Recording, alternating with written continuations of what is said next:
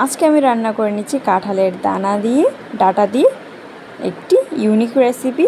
তো আশা করছি আপনাদের সবার ভালো লাগে। প্লিজ পুরোটা ভিডিও দেখতে থাকুন। তাহলে আসসালামু আলাইকুম সবাইকে, আশা করছি সবাই অনেক বেশি ভালো আছে। তো আমি আজকে সকাল সকাল আমাদের ছোট বাগান থেকে আমি এই সবগুলো ডাটা তুলে এনেছিলাম।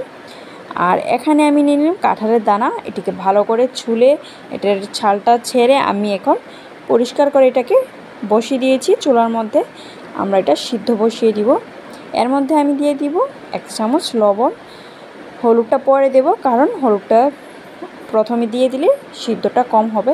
তো এদিকে দিয়েছি 1 চামচ হলুদ আর 1 চামচ মরিচ গুঁড়ো। তো এদিকে আমরা যে পেঁয়াজ, রসুন, মরিচ কেটেছিলাম এগুলো আমরা দিয়ে দিব। তো এদিকে আমাদের এই দানাগুলো সিদ্ধ হতে হতে এটাকে সিদ্ধ বসিয়ে দিব প্রায় 10 মিনিটের জন্য। তো এদিকে আমাদের দানাগুলো সিদ্ধ হয়ে গেছে। তো এদিকে আমরা এখন যে আমাদের ডাটাগুলো পরিষ্কার করে রেখেছিলাম ভালো করে কুটে এটাকে আমি এটার মধ্যে দিয়ে দিব। তো এটাকে আবার আমরা রেখে দিব 10 মিনিটের জন্য। তো 10 মিনিট পর দেখা যাচ্ছে এটা পুরোটা সিদ্ধ হয়ে গেছে। তো এখন আমরা সংবাদ দিয়ে দিব।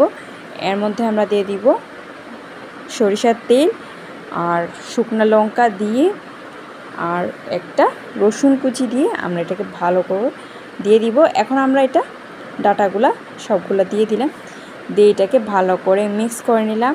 তাহলে এদিকে আমাদের রান্নাগুলো পুরোপুরি হয়ে গেছে।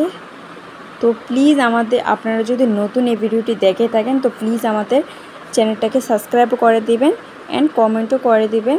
তাহলে আজকে এই পর্যন্তই। আপনাদের যদি এই ভিডিওটি ভালো লাগে থাকে প্লিজ লাইক, কমেন্ট, শেয়ার করবেন and thank you for watching.